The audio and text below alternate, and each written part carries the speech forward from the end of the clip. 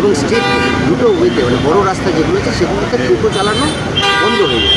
না না, এটা তো অলরেডি আছে, এটা নতুন আপনি শুনছেন নাকি? হাইওয়েতে কোনো দিন টোটো চলতো না, কোনো পারমিশন নেই, আর কোনো মেন রাস্তায় টোটো চলবে না। কেন যে টোটো একটা বড় সমস্যা আছে। টোটো একটা বৈকল্পিক পরিবহনের মধ্যে এসেছিল, যেটা রিক্সা, যারা রিক্সা পুলার আছে, পা দিয়ে রিক্সা চালায়, অনেক কষ্ট হয়, তাদের জন্য টোটো বেরিয়েছিল। কিন্তু এখন হয়ে যাচ্ছে সমস্ত ছোট শহরের সবথেকে বড় সমস্যা হয়ে গেছে টোটো, মানুষ থেকে বেশি টোটো হয়ে গেছে। অনেক টোটো বেআইনি আছে, কোনো লাইসেন্স নেই, কোনো গাইডলাইন নেই, কোনো রুট নেই।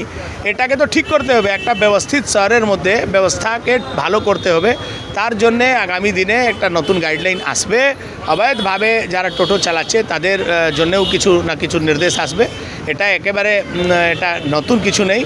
মেন রোডে হাইওয়েতে টোটো চালা প্রথম দিন থেকেই নিষেধ আছে, আজকে নতুন করে কিছু নেই। মেন রাস্তায় টোটো চালালে পুরো রাস্তার যে গতি আছে সে গতিটা থেমে যায়, তার জন্য ওখানে টোটো চলবে না। টোটো হচ্ছে সাধারণ গলিতে লোককে কানেক্টিং করে দেওয়ার একটা সাধন, সেই সাধনের একটা বিধিবৎ ব্যবস্থা হবে, তার জন্য আমরা চেষ্টা করছি।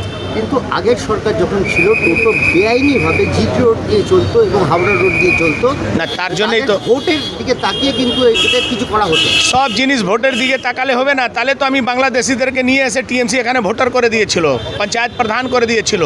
সব কিছু ভোটের জন্য হয় না। যদি ভোটের জন্যই এটা ছিল তাহলে টিএমসি হারলো কেন?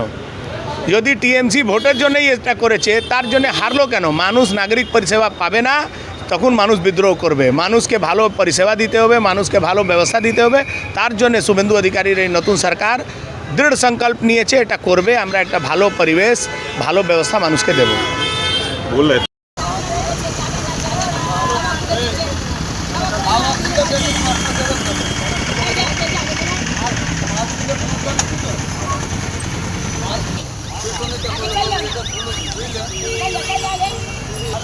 খবর আমরা